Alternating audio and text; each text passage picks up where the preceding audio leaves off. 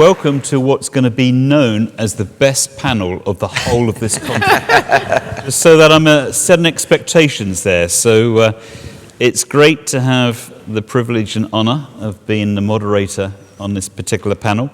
And today we're going to be looking at what are some of the essential building blocks which are needed for our growing and thriving commercial space sector. Now, you'll notice that we have only 1 hour, and I think all of you in this audience probably know that we're only going to be skimming the surface. But I wanted to start, first of all, introducing myself. I'm the Vice President for Satellite Programs at Airbus Space and Defense US. You'll recognize that my accent means I probably didn't start or originate in the US, but I've been living here for a number of years. And I think it's great that it's one element of how our industry is becoming truly global, but more of that later. The very first thing I wanted to expand on is really talking about how space has captured our imagination. We all grew up at various stages, at various elements of the Star Wars trilogy, Star Trek. It really captured and fueled our dreams of what could be. But I think we're in a new phase now. I come from Cape Canaveral, and I can tell you, when you get woken up twice in 1 week at 1 a.m. by a Falcon 9, or hopefully a New Glenn launch very, very soon, it really demonstrates how we have evolved in terms of an industry. But that dream has to have foundation. It has to be sustainable. We need to make it a dream which is living, which is continuously seeking to improve upon itself. And if I marry that with how space has evolved over the last 60 years, it has started from very much a government-backed infrastructure, for want of a better term. And that's quite understandable. Huge investment was needed, huge management of risk, and huge pull of various resources, not only material, but also people, also universities and learning institutes, which would generate the intellectual capability to achieve these dreams. But I think we've evolved, and I'm not trying to downplay the role of government, so don't misuse my words there. But I think we've evolved where we also have a very important commercial sector which is thriving. I've already mentioned the launch vehicle sector, but I should also go back to what we have done at Airbus Space and Defense in the US. Like a number of other companies, we have really tried to lead the way in developing the concept of constellation. So I've worked in the industry for over 35 years. Some of you would be very good to say I don't look that old, but I will just take that for now. But we have evolved from an industry where one satellite would be very bespoke, and it would take 4 to 5 years to actually do the design, the actual assembly, integration and test, and then the final commissioning through LEOP operation. But if I can just give you a reference point, which is what we did with the OneWeb, the first generation for OneWeb, we were building satellites 2 per day. We had several days where we actually delivered 5, but I have to be honest, we had a couple where we were around about the 0 point, because space is space. But one thing we always had to deliver on is to have nearly 40 spacecraft, depending on the launch vehicle, available at the end of any given month. We had about 2.5 years of continuous production, and we had to have in the order of 40 satellites ready for launch. So we had to manage that. Now, again, I give you the reference point. 40 satellites in 1 month compared to about 10 satellites for the whole of the industry in 1 year.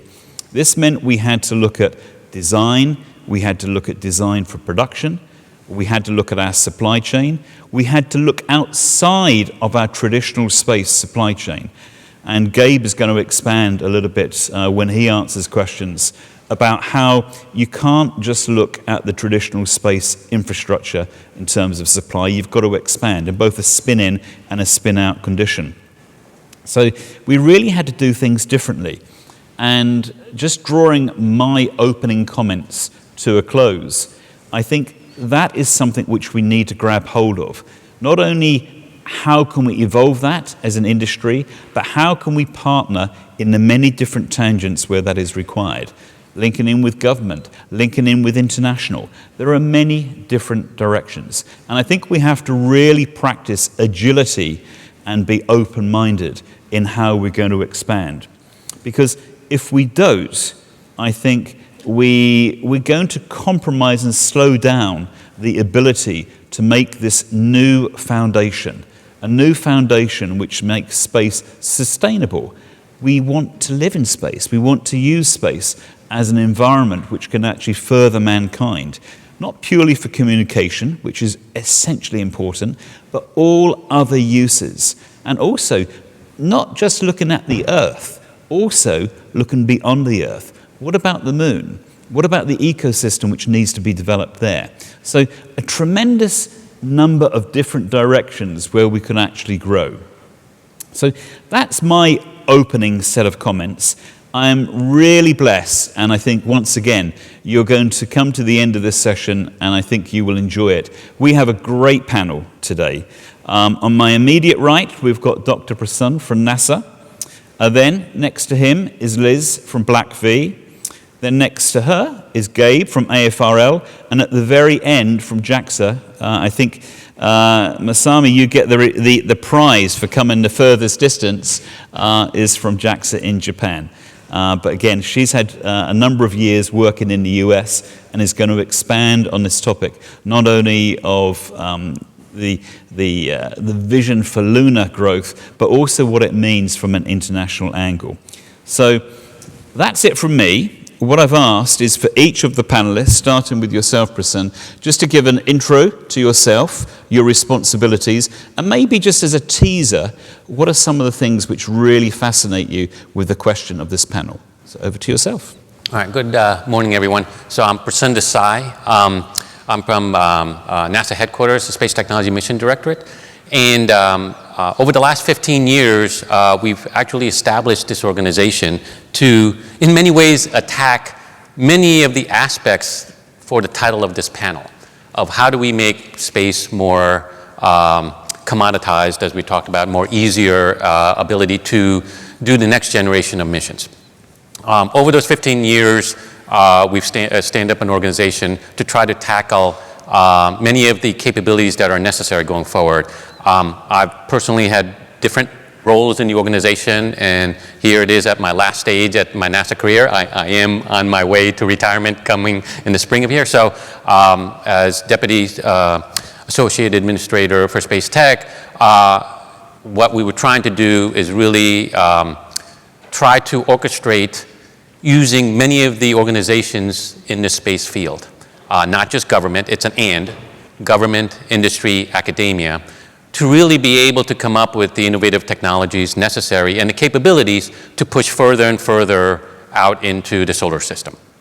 And so the role that we try to play in government, I would say, and just in general, is to help de-risk the technologies that are necessary and the capabilities so that they can be leveraged for doing the things we need to do in a more sustainable manner, right? And what our approach has been is two-front, is obviously to develop the technological advances, but it doesn't just rest on the technical aspect. It's the process aspect as well, right? It's how can we do these in a more effective way with various things of the development process itself, the procurement process, the legal framework, so that we can do this in a much more accelerated way than traditional approaches of the past, right? Especially if we want to make it commercialized, because as in the commercialization is about making money and time is money, right? So how do we make that happen, right? So our role has been really to help invest in technologies and capabilities that don't exist yet, so lower TRL activities, to de-risk those before an entity can really infuse them into a commercial product or a service going forward. So throughout the history of the organization, that is what we've been trying to do, first being the technical aspect of it. But doing those technical developments don't necessarily mean that they get implemented. And so how do we infuse these capabilities? And so when we stood up the organization, we had a mindset of, there is an acceptable way of failure and there is a completely unacceptable way of failure. An acceptable failure would be, we tried something hard, something novel with our partners, either within NASA, other government agencies, industry, or academia, and it maybe partially worked. We learned something new, we pushed the state-of-the-art a little further. That is acceptable, right? A type of failure. But what is an unacceptable type of failure is we tried something novel, approach. It worked flawlessly. It was amazing, exceeded our expectations, and then no one adopted it. So we just invested time, money, resources for not only NASA, but say the nation, and it didn't get infused. So how do we crack that aspect of, yes, to make these things available and developed into there, but how does it actually implement into a broader use case going forward in applications? And so it's both aspects. It can't be just a technical innovation, but it has to be the process aspect that actually gets implemented, and we'll talk more about approaches to make that available so that you actually do have a commercial available products or services. Wonderful introduction. Thank you, Prasun. Liz. Hi, I'm Liz Hyde, Chief Engineer at BlackVe, which I'll get to in a little bit. But my background, I cut my teeth as an engineer at NASA Ames, supporting a wide variety of missions from spacecraft design, aircraft integration, every aspect of the aerospace realm, more or less. I then took that to the U.S. Geological Survey, where I was part of the National Innovation Center, which was basically the innovation arm of the survey, going out trying to bring in public-private partnerships, internal IRAD, methods, working with other companies in the Silicon Valley to try to bring more, innovation into a kind of more traditional earth science field. So my role there was in the UAS Research Center and standing that up, so looking at new drone technologies and how to bring, what's on the cutting edge into a government organization that is entrenched, I'll say very grounded is maybe how I'll say that. While at the survey, I was the co-lead for the government integration team for DARPA's Luna 10 program. If you may have heard this, there was a little shout out on the Monday seminar, which is pretty nice. What we were looking at there is how to create a self-sustaining lunar economy in the span of around 10 years. So what we mean by self-sustaining, there's not a lot of government influence. It's an economy purely by my private companies. We had 13 private companies, some of which are direct competitors, maybe high-profile competitors, some that are maybe more on the startup realm. But the goal was really to get them to collaborate, to figure out, hey, we're all in this together. What can we do to kind of share resources and come up with a common operating picture that we can operate in, and we're not just like really segmenting in kind of a more monopolistic method.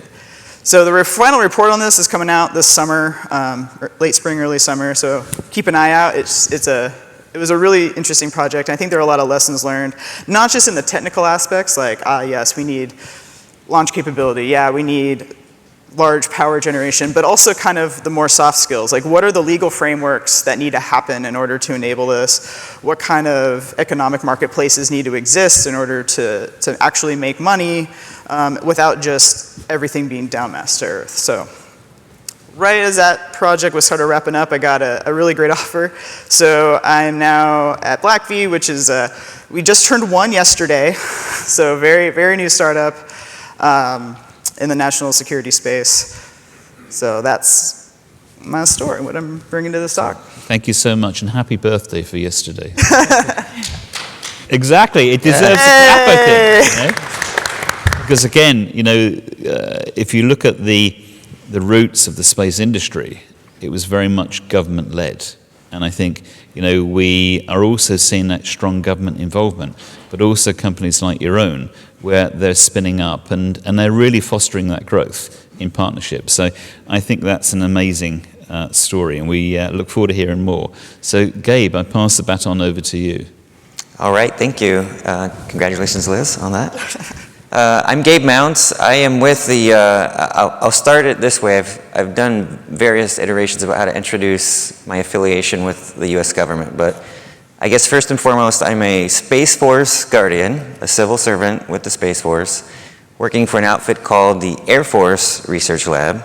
AFRL has been around for a long time, but with the stand-up of the US Space Force, it's sort of the science and tech arm now for both the Air Force and the Space Force. And the part of the AFRL that I work in for the ease of consumption is really kind of the tech center for space under AFRL.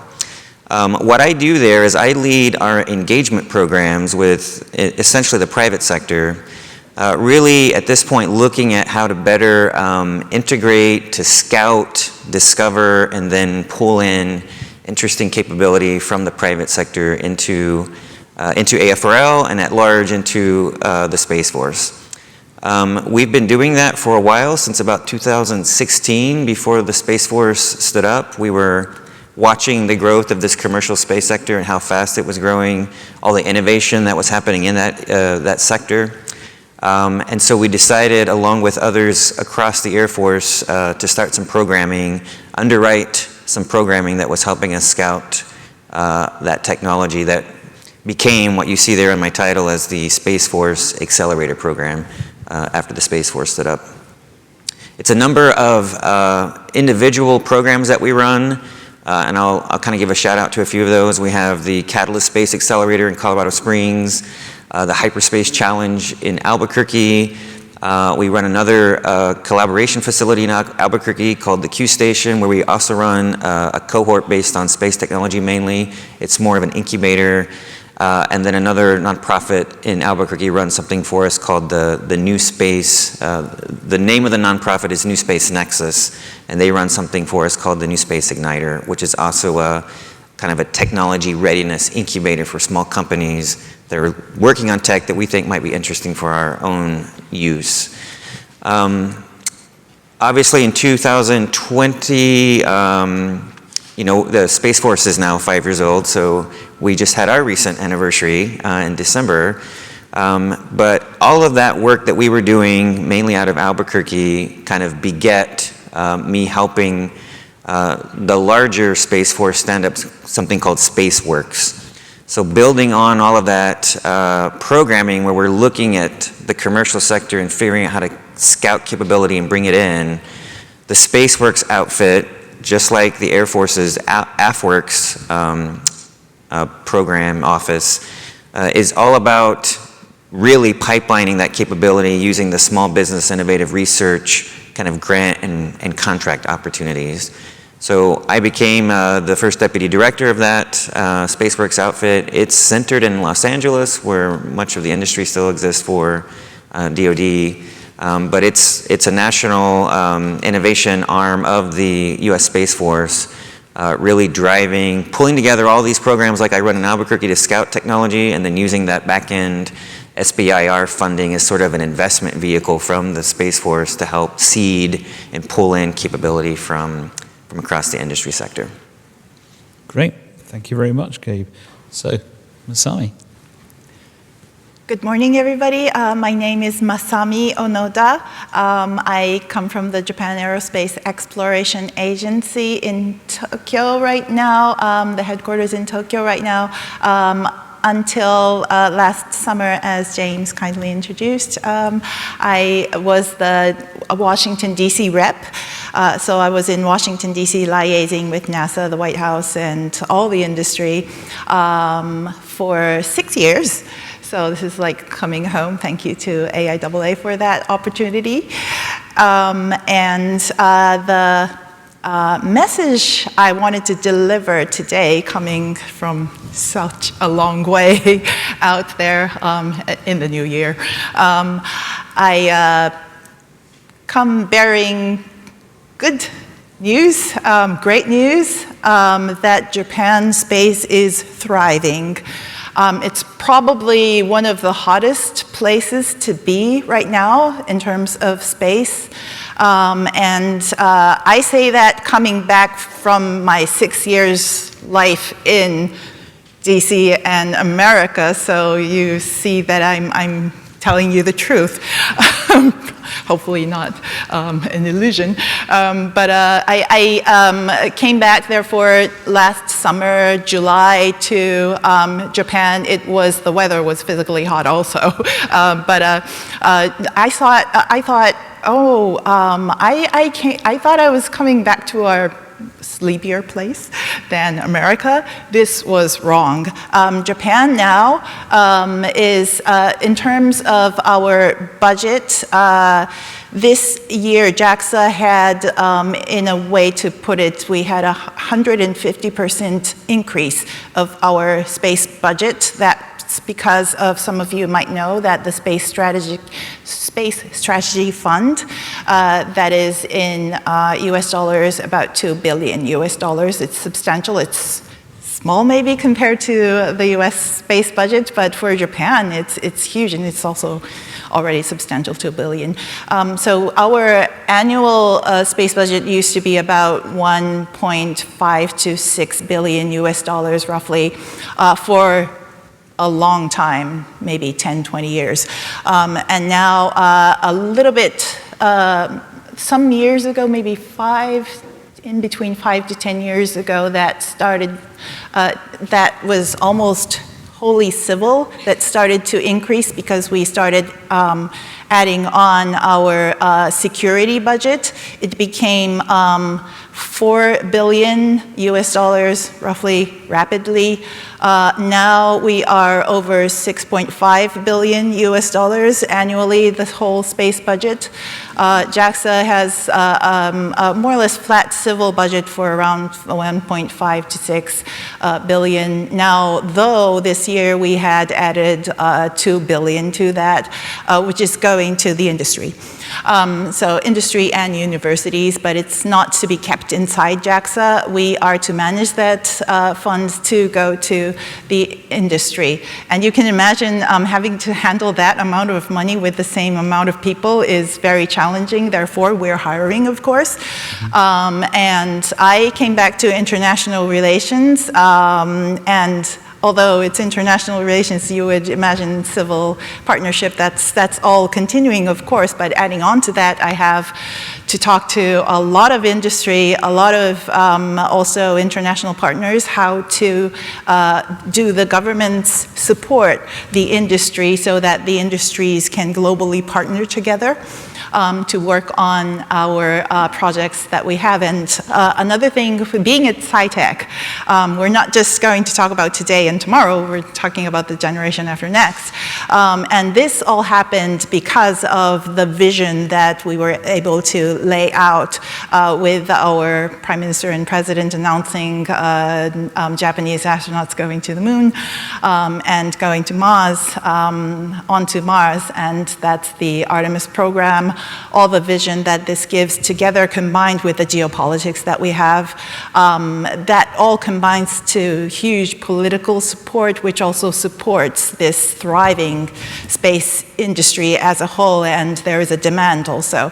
So that's my message today. Everybody come to Japan. Actually, I've came to Japan, and a lot of young professionals whom I knew from my work internationally are being hired in Japan.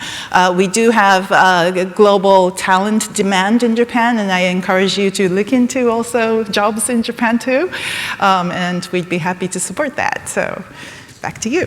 Masami, thank you so much. A great introduction, and I really pick up on something you said. We're preparing not only for us or the immediate, but the next generation, and I think that's absolutely key of how we actually establish a foundation which is sustainable and can grow. So I think that's a great question and a great thought. Now, so for the next 25 minutes, I've got a number of questions which I and my good assistant Molly have prepared.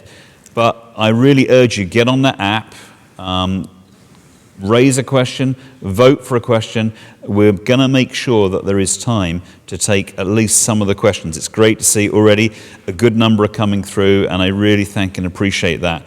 But please listen, of course, don't turn off to that. We're going to have 4 questions here, and then we're going to get straight into these questions. So thank you very much. So Prasun, we're going to start with you. So clearly, you're very much a leader in the NASA domain. And the question I would have for you is, given your broad experience, which elements or which efforts in the development of advanced in space technology do you see as being the most critical? I know it's a very broad question, and we only have to give a rough gauge, 8 minutes to answer. But what are some of those most critical elements of development for either infrastructure, architecture, which you feel are going to be essential to support a sustainable presence, either in low Earth orbit or a lunar vision going forward? So yeah, it's quite the broad It is. needs that are out there, right? And one of the things that we leveraged within the organization was our principal technologists and system capability leads that were the subject matter experts in 17 different capability areas, right? They developed the needs of what we think we need based on talking to not only internal to NASA for the types of missions that NASA wants to do, but external as well with what industry is looking to do, other government agencies, academia. They identified over 600 gaps that need to be overcome, right? So there is no shortage of activity that we need to do to continue improving upon the capabilities to make further entrees into deeper and deeper space going forward. The approach that we've tried to take and looking at is many ways how a terrestrial approach has come up when you're building a new development. You need the basic stuff first. You need utilities wherever you have a new housing development, right? The water, the sewer, the road structure, all that to even start to do anything, right? So we've kind of looked into phases of we develop in those aspects. So from a space perspective, you need basic infrastructure of power, communications, navigation, P&T, precision timing, right? Those are things that anything that you're trying to do require before you can do anything else. Mm-hmm. So a lot of the investments we have made over the years, we're trying to advance those capabilities that are more advanced, obviously, to have more bandwidth or capabilities in general, but also are more reliable going forward, right? To be more robust in that aspect of it. And so once you establish those, then you can move on to the next sets of can you use resources in the local environment, right? In situ resource utilization. So the capabilities there, then you can leverage already exists. So you're living off, quote unquote, the land. In this case, the living off the space. No different than how many ways the new world here was settled, right? Basically the aspect of it, right? So kind of going in the same type of stepping aspects of developing capabilities there. So as we go further, say on the lunar surface wise, all the things that what are there first and then leveraging those things, so developing the technologies and capabilities to de-risk so that they can be leveraged by whatever entity that wants to do that, right? Mobility, surviving the night, technologies and capabilities for those things so that it's de-risking, again, what government is best at doing of laying out the initial foundation of the, that can be leveraged by whoever and however to go forward that aspect of it. We've tried to do that in different approaches, and talked about mechanisms. How do we do that from a procurement perspective? How to make that more easy going forward than more difficult using FAR-based type approaches there. So we've tried to innovate on the process side of trying to have different procurement approaches that make the partnerships that we're looking to do, where government does best those things and what industry does best those things, to leverage each other's expertise from their perspective.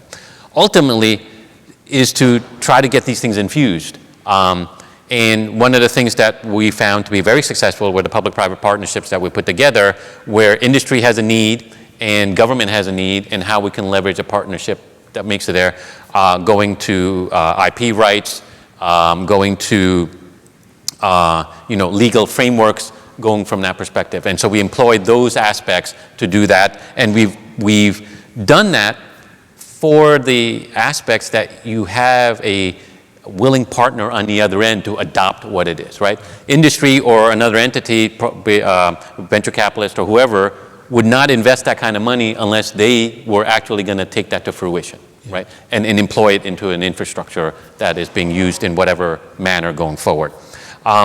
So trying to make those things as easy as possible so that we all can leverage whatever that's developed in the future going there, be it commercially sold to other customers or the government buying it back as a service or whatever the product may happen to be.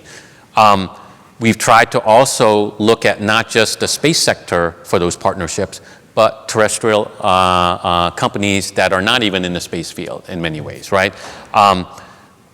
Going from the, using, I would say 2 examples I would give, the semiconductor manufacturing area, consumer electronics, where we need to kind of move the advances in terrestrial avionics of type things into the space realm that's much more capable, right? In many ways, a lot of the space capabilities are using avionics that are 20, 30 years old because of the radiation hardened needs and stuff like that. So we found willing partners that had terrestrial applications that can be brought to bear on the space aspect of it and marry the partnership between the two to make that happen at a lower cost point for both commercial and government to make that happen, right?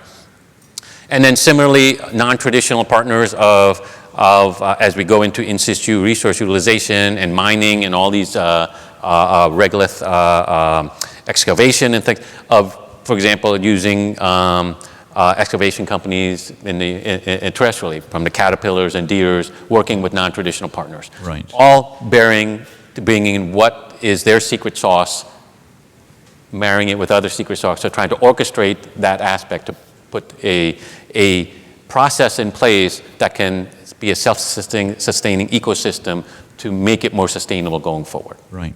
Brilliant. Thank you for that. I look back to our own company, and as I mentioned a few minutes ago, we had to deliver 2 spacecraft per day. We had to get 40 ready in any given month. And we had to embrace the fact that looking at the traditional space system suppliers wasn't going to work, not initially. So we had to look further. And I like what you're saying in terms of, don't just hold your vision to what you know in terms of traditional space, but look further.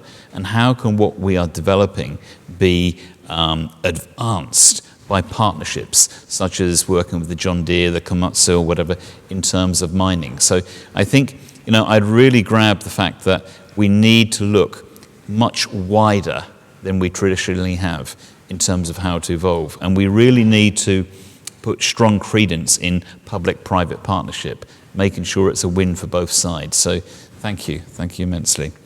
Liz, I'm going to move to you.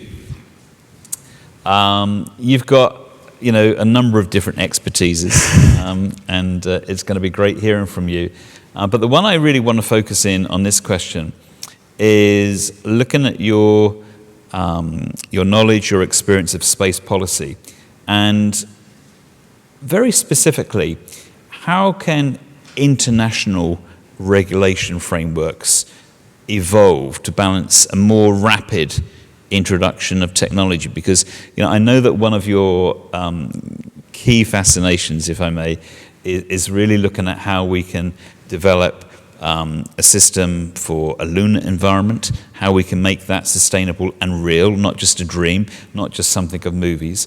But I really would like to hear your thoughts on how we can develop that international framework. Yeah, absolutely. I think to start off with, and this is stating kind of the obvious, is that rapid and innovative and regulations are on opposite sides of almost any trade space.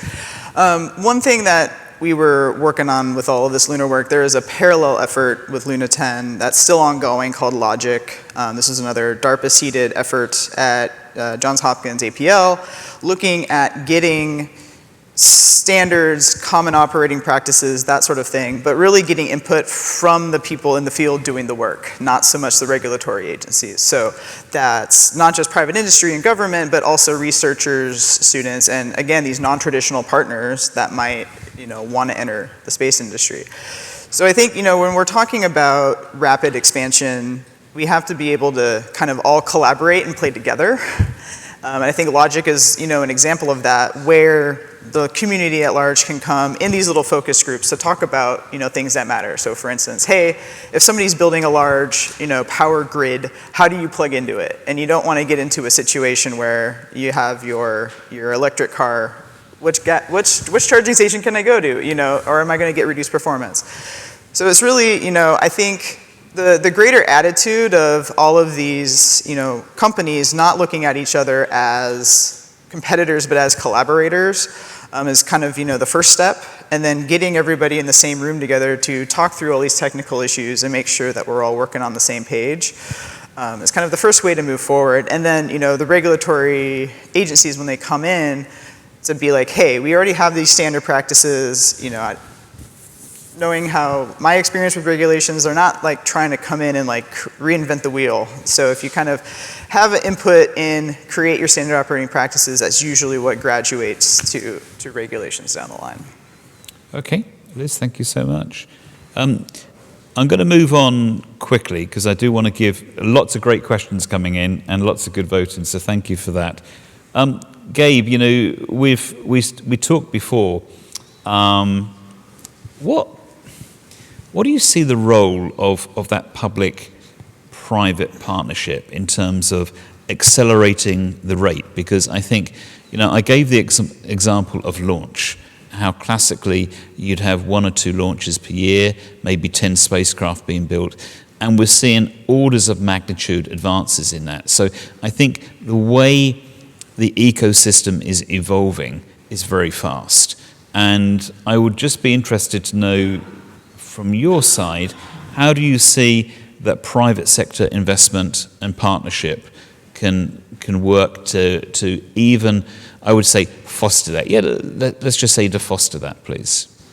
Yeah, so it's a great question. I know over the time that I've been doing some of this work, first and foremost, to go to your point of public-private partnerships, part of what I do for the Air Force Research Lab is kind of run not just that Accelerator program, but the office utilizes, like you were saying, a lot of non-FAR-based agreement mechanisms to allow us to work a lot closer with the private sector enterprise. So that's partly how we do that underwriting of those programs that I mentioned. And part of that was how do we tweak the use of those agreements that are allowing us to develop private-public partnerships so that we can better work with the private sector as they develop capability that we might want to bring in. So our thesis early on, especially with the Accelerator program, was kind of like you find in the commercial Accelerator program where a lot of venture capital, right, this Accelerator lean startup approach comes out of the venture capital world, where they are trying to accelerate the business acumen of companies and their ability to fit into the market very fast because they want their return on investment. We adopted that model to figure out, could we find a mission fit for the same capability, and then figure out how to underwrite that once we found a match. So as we were working that, it was also because of this launch paradigm shift, right? So launch is so cheap now and is getting cheaper and probably will get much cheaper that we're seeing all kinds of entrepreneurs kind of rushing into that economic space to derive value in some form or fashion. And so that is increasing this non-traditional sector. For us in the government, non-traditional means outside of our normal industry base that we're used to working with to bring capability on board. There's so many other new things that we're seeing, and these programs that we're trying to run is helping us find all of those new and broader capabilities that we perhaps aren't aware of to see if we can't create a mission fit and then utilize that capability in some form or fashion for our mission. So part of the thesis was also, I want to look very broadly. I don't want to just strictly say, hey, I want to find a space company to do this thing or that thing. We actively scouted, part of the unique, core piece of goodness that we baked into these programs was how do we craft that need statement such that it's not artificially confining, proposals, if you will, to just classical space enterprise. So we've long had this philosophy that I want to look orthogonal to what might be normal space sector. And I'll give you an example. In 2021, for our hyperspace challenge, we ran a particular topic around, we had several topics that year to accelerate companies toward a particular pain point topic that we cared about from Space Force and DoD space. And one of them was, how do you predict the onset of failures in spacecraft so that we could better manage spacecraft on orbit? That's a big deal, right? Especially in the Space Force side. If we could get a handle on that, it would just make our operations a lot more efficient. And we ended up finding a company that applied, a local company in Albuquerque. They were a spin-out. The company doesn't like me saying this, but it's the easiest way to digest it. It's sort of a spin-out of Sandia Labs, a team that left Sandia and created this data analytics company, big data analytics company. And they were almost completely focused on bio and health. And when we came out with this problem statement, I found out later, their team, their CEO and chief engineer were like, hey, we have this really neat algorithm to predict the onset of cancer in oncology patients that we think can be used to predict the failure modes in spacecraft in the future. And so they brought that to bear, and of course, they generated a ton of attention because of it. It turned out through that program, and then later through gaining an SBIR with SpaceWERX, they were able to get some data. We were able to give them some data from NASA, from one of the satellites that the Space Force flies out of their STP program. And they used that data to exercise their algorithm and found out, no kidding, they could pinpoint the exact component on an electronics board that ended up causing the failure that they had spent many months and a lot of man hours in the past trying to troubleshoot. So that has now since led to a lot closer relationship with the Space Force now out of the Innovation and Prototyping Directorate there in Albuquerque for Space Systems Command, where they're now exploring a lot more how they can make that algorithm in not just spacecraft, but into the ground operations. So that's sort of what we think that's very, very important for us as the government to watch and see very closely with these programs, these public-private partnerships, what's happening in the industry base so that we're ready when these become more mature. And then in so underwriting those programs and facilitating that pipeline, we're also helping that industry base kind of seed funding them to gain maturity in both the government and the commercial market, which we think is really important if we're trying to develop an industrial base. So that's what we think is important. That's what we're kind of still trying to get after. No, I think that's great. I'm going to go a little bit off-piste. Your example of a bio company, which was developing an algorithm to look at health, and classically you would never think of looking at such a company to say, well, let's use that approach in doing exactly the same thing for a spacecraft.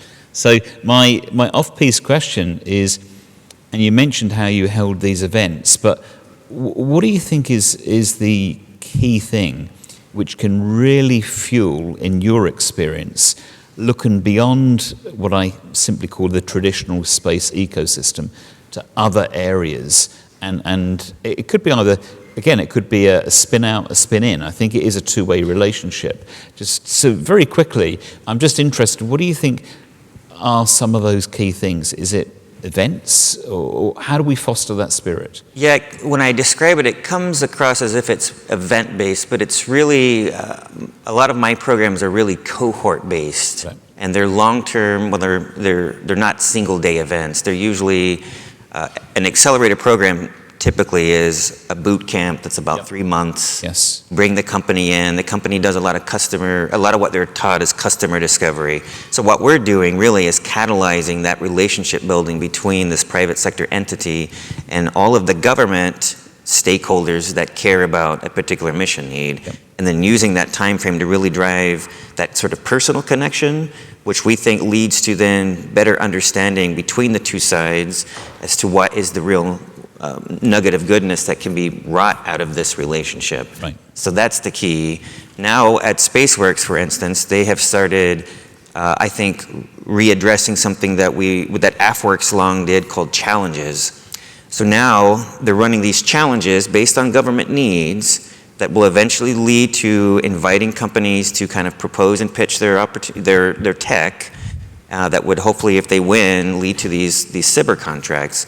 But before they do those challenges, they're starting to do what they call challenge workshops, and they're inviting everybody to these workshops to build out, to first understand what the companies and the experts in the private sector are doing and thinking, and then use all the stakeholders from the government and from academia together to kind of drive what is that statement we need to have so that when we go out to industry, we're actually asking for the right thing and we know that it's going to match the things we actually care about. Right. Thank you very much.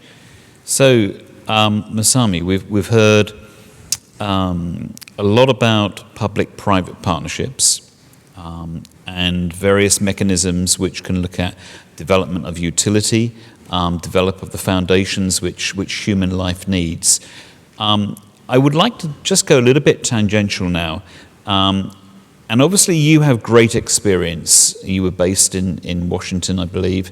You obviously come from JAXA, Tokyo. Can you just expand a little bit on your thoughts on the importance of that international relationship? And, you know, in your introduction, I think we got some of your passion very simply. But if you could just expand on that, that would be excellent. Thank you. Yes, so of course, what we bring to the global space industry, to the ecosystem, hopefully from Japan, is a substantial space program, talent, and partnership. We, for instance, for the Artemis program, we have towards that, I'll try to picture the whole scheme, what's going on in Japan. Of course, we talk a lot about the JAXA programs, SLIM that landed on the moon, LoopX upcoming, and of course our pressurized rover with Toyota, MHI, Honda, and Bridgestone, all these non-space companies working together for a very innovative and highly needed pressurized rover for a sustainable space exploration on the surface of the moon. We work on Gateway, life support and ecosystem, and all of this, you know, is supported. Now we try to use this 1 trillion yen over 10 years funds, which is $2 billion US dollars. Sorry for switching the currency. $2 billion US dollars yearly, so we'll get that this year as well. And that calculates to becoming more than 1 trillion yen somehow, but I think we'll deal with that. This all becoming, we have a space technology roadmap that is the criteria for choosing the themes for the strategy fund, which includes also a section for space science and exploration and all these technologies that are needed for the projects that I just described, and we try to support the industry for all of that. So, all of that said, we want to go out to Moon to Mars and foster a thriving Earth economy with that also. And in doing so, we want to provide stability, foreseeability through our regulations and rules that the government sets forth. And for that, of course, internationally, we have, for instance, concluded the implementing arrangement with NASA for providing a pressurized rover and also having our 2 astronaut flight opportunities on the surface of the moon. Europeans or other countries have asked, how do you pull this off? Because we used to think a legal framework for the surface activities on the moon has to be entirely a new treaty, a new IGA, intergovernmental agreement than what we have for the International Space Station. That's a feat that is going to take, at worst, decades, which did not happen to be the case. But then we did only the things that we did always used to do, which is have a framework agreement first that covers the government level, and then we had an implementing arrangement for the rover. That's what we've been always doing for all our programs. And because it was bilateral, it was speedier, but we just found the way to do that. So all of this combined becomes a huge support for the ecosystem, I believe. As the government, we try to work on all ends, but particularly for international cooperation, I think the framework that we provide, regulations, rules for the road, very important, and we work every day to make that happen. Great. Thank you, Masami. I really appreciate it. So, you heard 4 specific questions which we prepared for the panel. Thank you, each and every one of you again for that. We're now going to go to those wonderful questions which you have been putting onto your apps. And I'm going to start with one which I have a little bit of a personal interest in, but it's very, very difficult. It picks up on another question, and that's the whole topic of on-orbit servicing. And my background is working on commercial communication satellites, a little bit of government work, and it's relatively easy to close on the business case. But on-orbit servicing is something which a lot of people say, yes, we need it for various reasons, but then you say, show me the business case. And that's when it does get quite difficult. So I'll go to the specific question. And I'd like the panel to think about this, but do you see a future for on-orbit servicing, particularly maybe on the topic of refueling? How do you cope with a spacecraft which is stranded? It might still have a very operational payload and mission, but for some reason the platform has an issue. It could be fuel, or it could be something like the ACS is not completely functional. So I'll throw it out to the panel. What do you see the future on orbit servicing? Who wants to go first? Gabe, go for it. I'm a big proponent of what the DoD is calling, or at least the SpaceWERX is calling, in-space servicing, assembly, and manufacturing, or ISAM. And partly I'm a big proponent because when we stood up SpaceWERX, one of my assignments was to initiate the very first business line that they called Space Prime. It was following suit on the AFWERX version of a prime line of business, where the prime word means we were trying to prime the pump on a nascent commercial market, that if it became healthy and robust, we could then derive value as the government, right? In that case, they were pushing eVTOL on the Air Force side.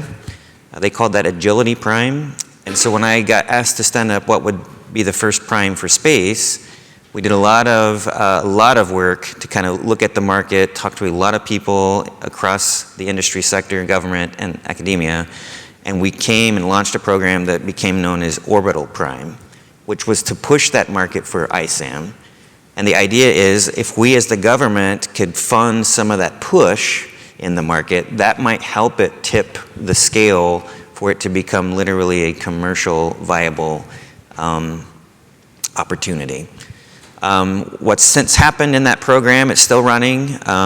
They have we ended up awarding like 125 awards to different companies that also had universities attached to them. And then they kind of whittled down to, I think there's like 50 companies still in that cohort, and several of those companies have gone on to receive these gigantic awards from the government. We call them StratFis, strategic financing opportunities, where they're receiving small business dollars from the small business side of the house and the government, program dollars from the core government programs, as well as private sector investment, all rolled together on some of those companies. So I won't necessarily go into what some of those companies necessarily are, but I see that advancement starting to really push the envelope on what some of these capabilities could be, including in space refueling. And the other reason I'm so interested in it is that I think personally, that technology could also be used as that technology is wrung out and the capabilities that surround what it can do. We think it's going to be incredibly important, or I do, for also this discussion about space sustainability. So if we are concerned about the sustainability of the domain because of all of this activity where we're putting all of these things, especially into LEO now, perhaps ISAM-based technologies and those capabilities could be useful and translate to how do we then make space more sustainable and not worry so much about, or have to worry so much about, for instance, the debris issue. Yeah, I think that's.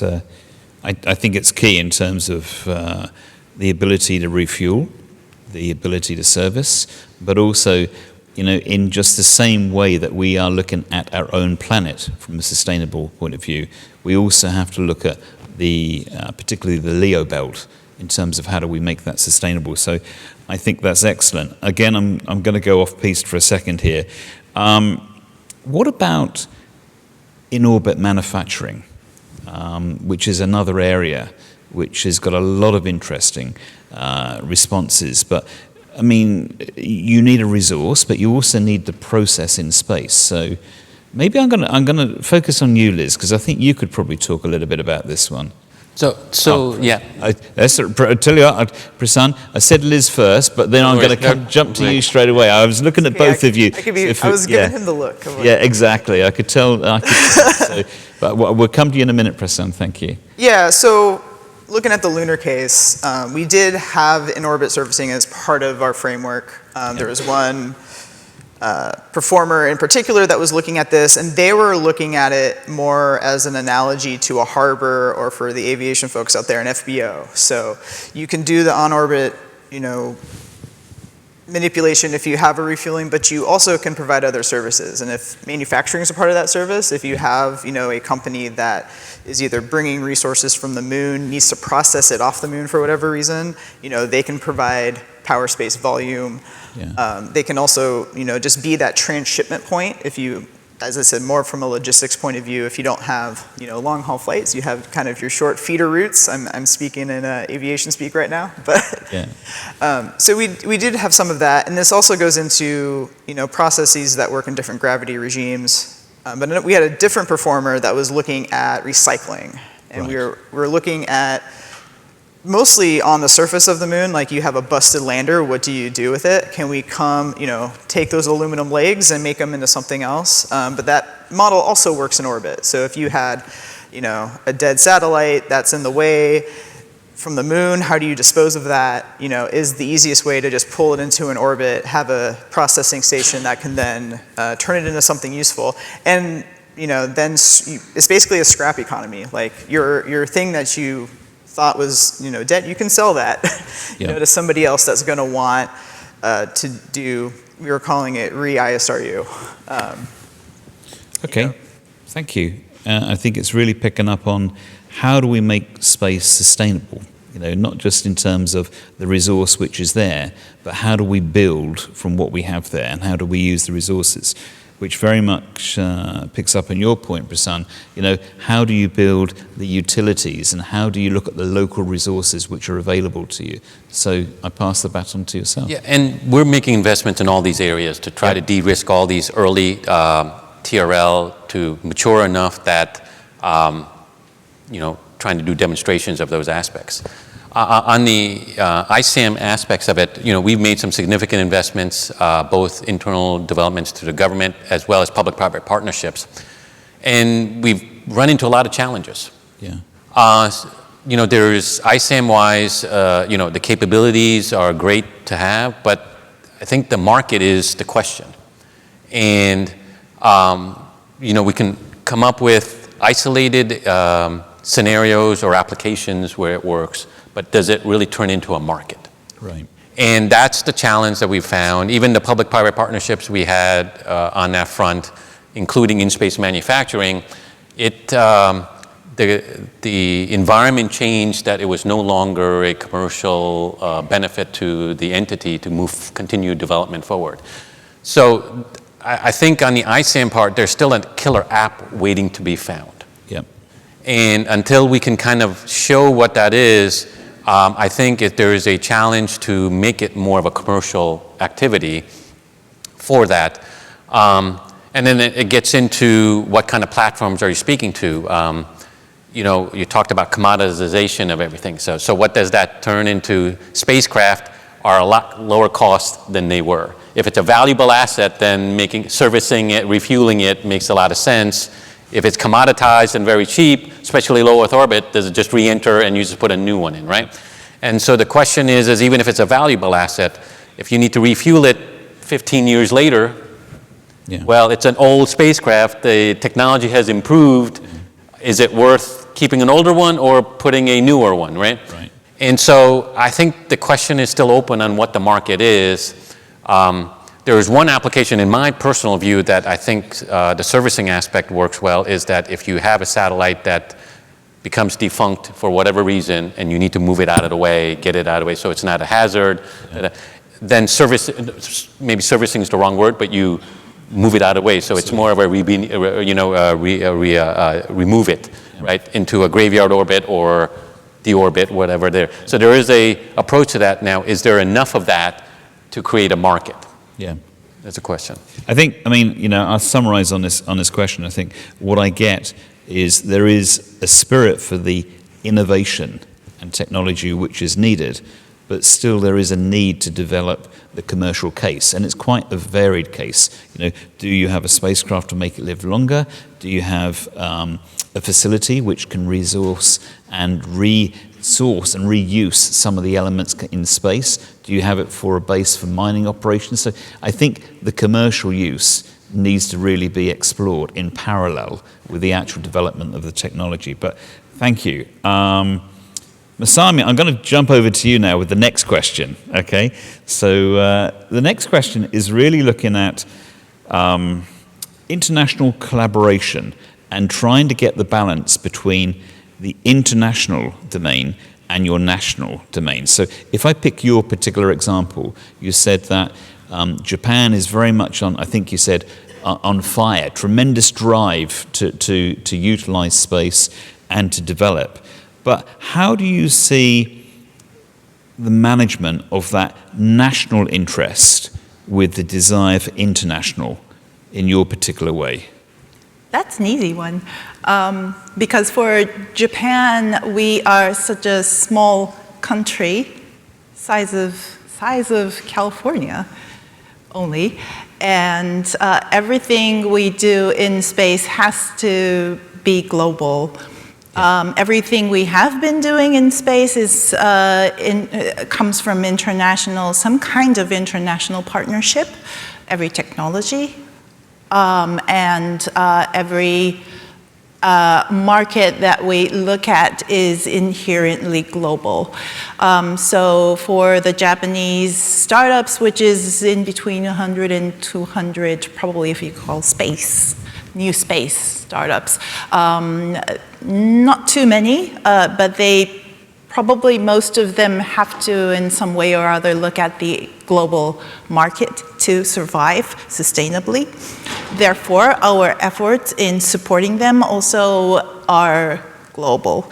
And hence my international relations peaceful job becoming very dynamic these days because of that, and turbulent also in my everyday work, because we have all these international partners looking at how do we want to work, and each of those international partners, especially if they're governmental, have different motivations, different geopolitical situations that they have to each deal with, and we have to come up with a strategy to partner with each of them.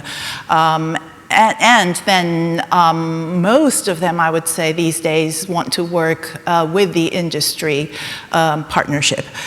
So our international relations now have become from government to government partnership with industry, and that all has to calculate into our international partnership. And it's very complicated now, but also very dynamic and interesting.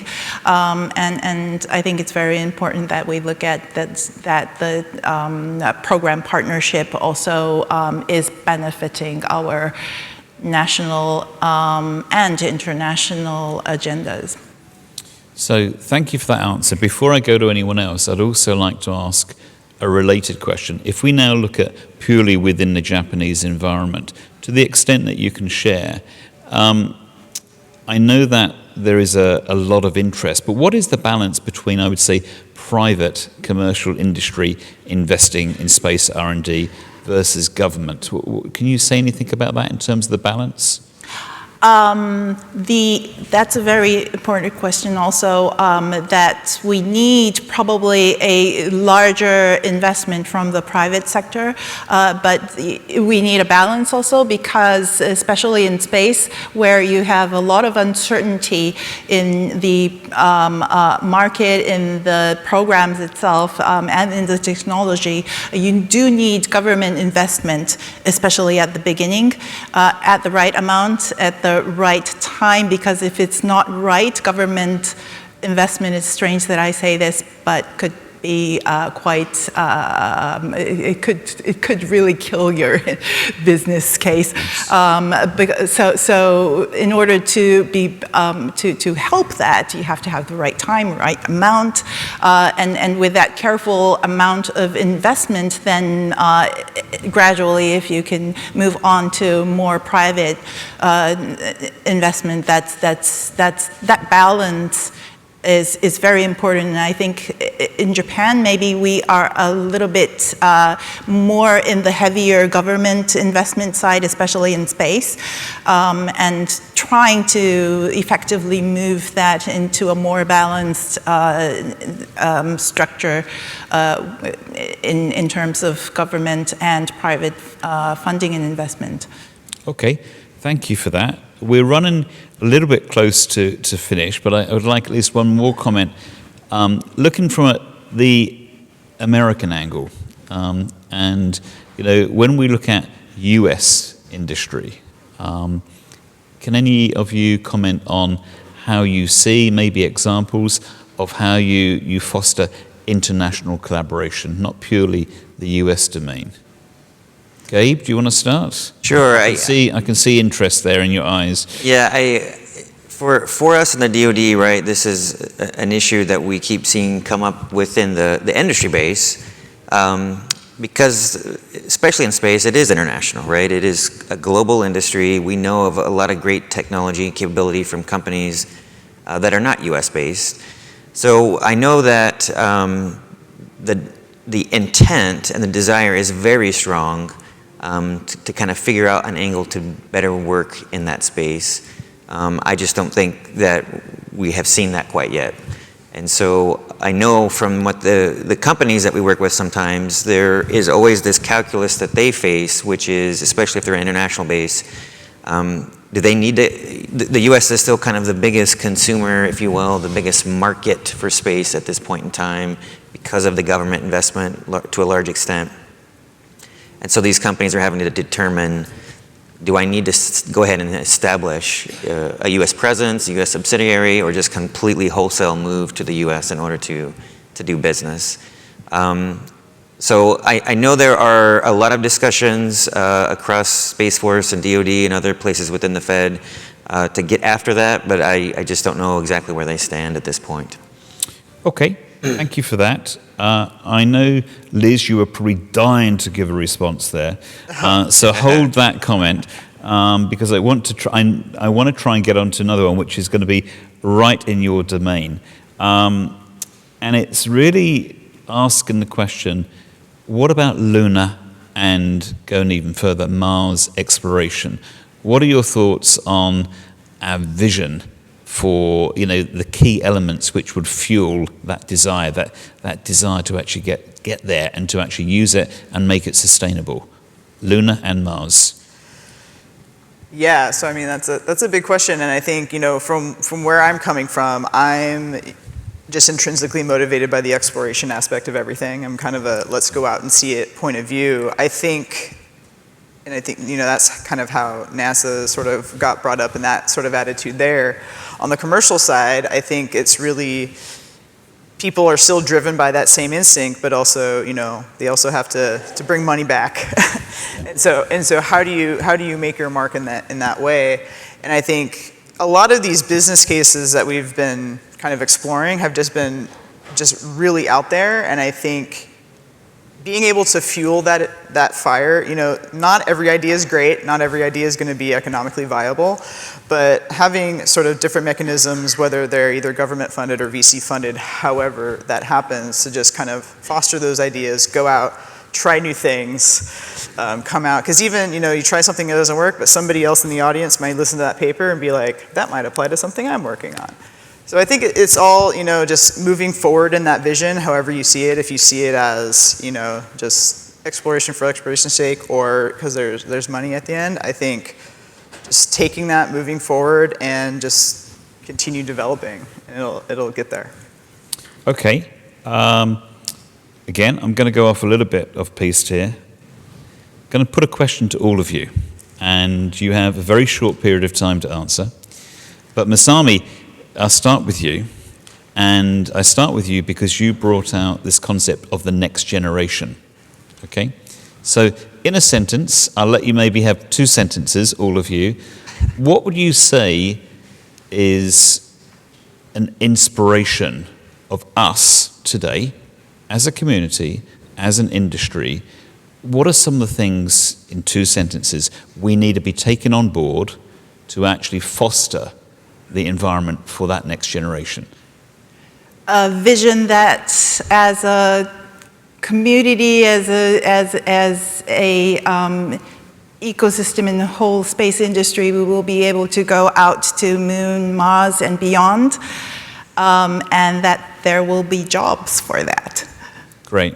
And I know I put you on the spot, and I know that you started first, so thank you for that. But I often think that, in asking a question, you really get to, and you want a quick answer, you get to the passion of what is important within your domain. So thank you very much for that. Gabe, you've had 2 minutes or maybe a minute to prepare. So what's your answer? I think it's just, I've heard this at a lot of other conferences and symposiums from those of us that are in the space sector.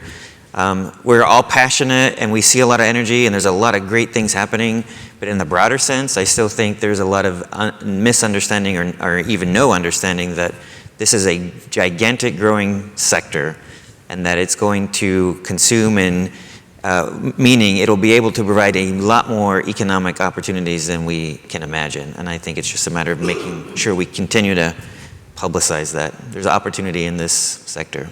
Brilliant. Thank you. Liz. Space is not just the domain for aerospace engineers. We also need machinists, we need legal professionals, we need business professionals, we need writers. Space is not just the domain for those who went to engineering school. It's really for everybody, and there's all sorts of opportunities on there to get involved. Brilliant. So. I'll just add with everything they said is that, giving the hard problem to solve.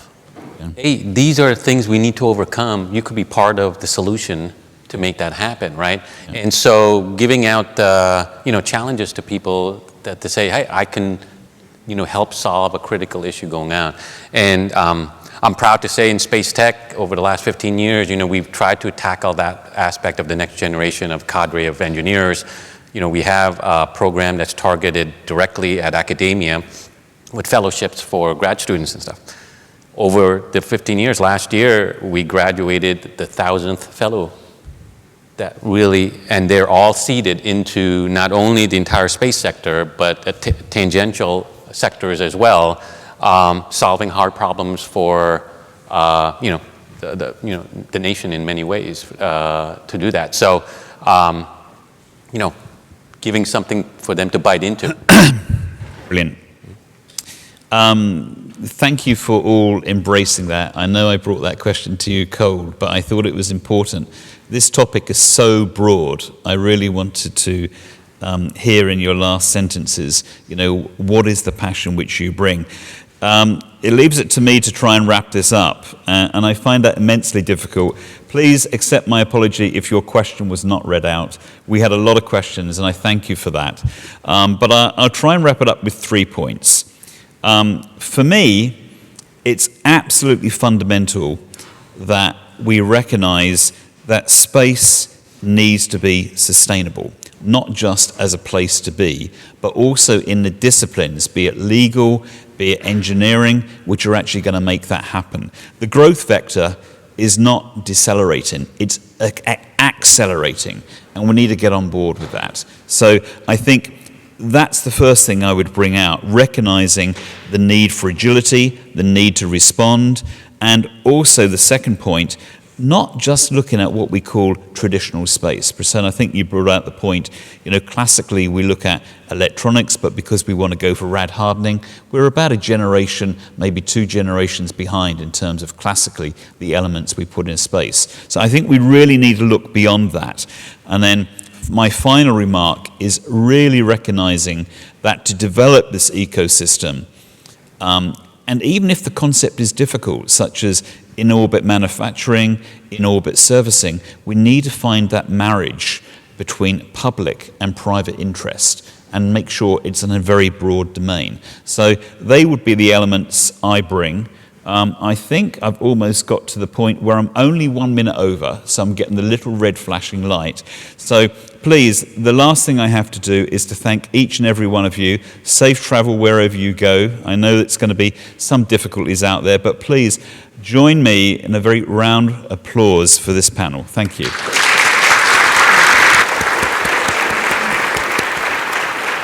Thank you.